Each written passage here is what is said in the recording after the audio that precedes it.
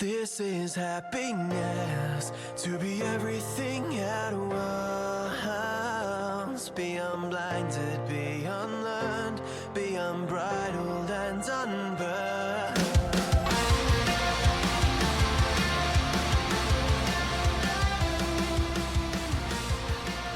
Hey everyone, and welcome back to a brand new episode of Mood Prep. My name is Dave Nixon, and we're going to continue on with our coaching commandments today. Moving on to commandment number 5, which is the long game. Now, if you haven't heard me talk about these commandments already, you should totally go back and listen to the first one, which was last Friday, which I think was moving over exercise, and that'll go through and explain a bit more about the commandments and how they correspond across to other industries, other parts of our life, like relationships or even sport or our training, whatever it may be. But this one especially, this is called, commandment number 5 is called the long game. And the reason why it's called the long game is because we want to be able to keep this idea in our mind of what our long-term goals, what our long-term vision, what's going to be mattering for us long-term. More often than not, we and this is actually a big part of the fitness industry and the marketing of a lot of businesses in the fitness industry, and a lot of businesses in the fitness industry actually aren't they're not in the fitness industry, and they're in the beauty industry or the cosmetic industry, right? Or they're in a subscription industry, and they're basically showing up in the fitness industry. And what that basically means is that they're not actually based on health or fitness. They're based on insecurities and based on helping people gain things short term in order to yield long sort of term results for them, because the whole idea is that they create short term psychological issues and provide people with short term physical solutions, and that creates repeat customers. It's not actually dealing with the actual issue. So one of the things to pay attention to here is really being able to define what is it that I want long term, and then reverse engineering that. This is where you may hear me talk about think macro, which is think long term, and act micro, which is make sure we're taking daily actions towards a long term vision, a long term goal. And the interesting thing is that we want to think about in this industry from a coaching perspective is how much we're encouraging short term results. This person got this in this amount of time. It's like we're glorifying reversing what took so long to create. As if they're going to keep it forever, right? And so this is where I talk about the 3-year email a lot. It's like, I actually don't care about the 12-week before and after. I'm not fucking interested in it. The reason being is that I'm aware, I know that so many businesses and so many people have put up these posts about such quick transformations, right? And we then speak to them 12 months later and they're back where they were. I mean, this is a generalization. But at the same time, we all know that that's actually a very accurate generalization of a lot of people that come into the industry, but we don't talk about them. We don't talk about 12 months down the track. We want to hear the beautiful, nice story about how they turn their life around really quickly. Now, I do believe you can radically change your life, but what it is that you can radically change the way that you think about your world.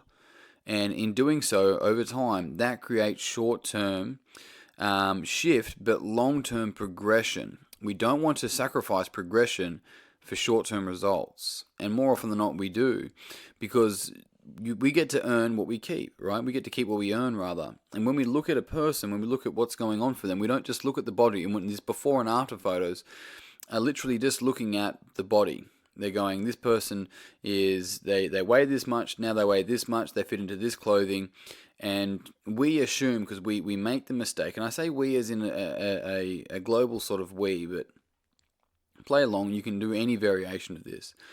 We assume that this person means that they're happier. They must be happier than me. They achieved X. Oh, I wish I could achieve X, because then I'd be happy. And it's all conditional bullshit. It's just fucking rubbish.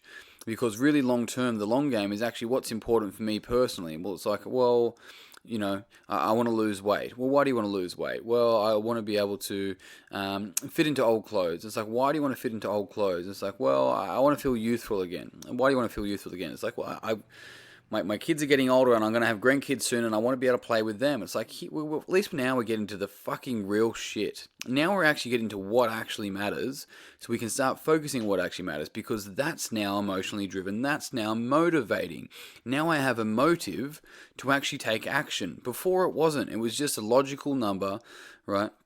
And an arbitrary number, really, that on a fucking scale that we're basing our potential self-worth off, and it's just rubbish. But we know it's rubbish, but we've got to keep communicating that there's more to it. There is significantly more to it, and the idea here is the long game of going, how the fuck do you want to live your life? Like, that's a really important question that so many people don't spend enough time on. What conditions are you prepared to put on your self-worth based on arbitrary numbers that mean fuck all? And the interesting thing is that it's the same thing here for when people go, this person increased their squat from this to this. Now, there are some cases where people do, but the thing that is that in the early stages of training, most people don't get stronger. They become more, what's the word I can use here? They become more coordinated. Right? It's called neural adaptations. They learn how to move things easier. The body wants to make things easier. It's not about making things harder all the time. It's a balance of, depending on the context and the situation. But most people go, I used to lift this, now I lift this. I got stronger. It's like, sort of, you learn how to use your fucking body. You learn how to use the strength you already had. So it's like having a bunch of savings that you've never had access to until you got to a certain age. Now you got access to it. It's like you always had it, it's just you didn't have access to it. We want to teach people how to get access to the strength they're already using, rather than trying to add strength to shitty fucking movement patterns. And so when we think about the long game, we can truly start to think about how we can help an individual make a better connection with the body, with the way they think, with the way they feel, and really build some momentum from there. So this is a really powerful thing to understand, that we want to continually be able to identify and work towards what the fuck is the long game. Now, in doing that, sometimes we then have to pay attention, and a lot of attention, to a short game. All for it. And it's not to sacrifice the short game for the long game. What I'm pointing out is, don't sacrifice the long game for the short game. Now, we can put attention towards a short game, which is most likely going to benefit the long game, but they should be helping each other. But if all we have is short-term vision, then we'll constantly be making decisions to go for the short-term win and long-term loss, right? Short-term pleasure, long-term pain. It's the same thing here. It's exactly the same thing. Most people don't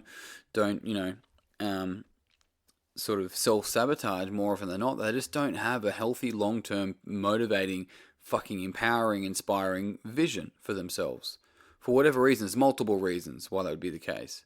And so really it's making sure that both the client, coach, athlete, individual, your employee, whoever it may be, is able to over time define exactly what's important to them fucking long term, so you can make short-term decisions to help uplift that. So you've got effectively a true north. And what I mean by true north is that you've got a compass that allows you to go, that seems like a really fun location. However, my true north is pointing this way. I'm going to keep going this way because I know that what's there is true for me. What over there is only short-term. It's a distraction. And what that means is that I'm losing traction towards where I want to go.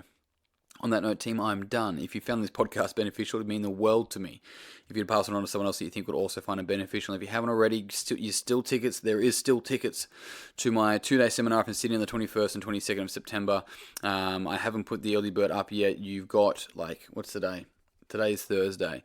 You've got until Friday night to do that before I put it back up again as well. So, team, that's me done. Until tomorrow, peace and pizza.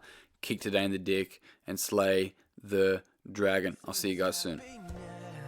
To be everything at once, be unblinded, be unlearned, be unbridled and unburned.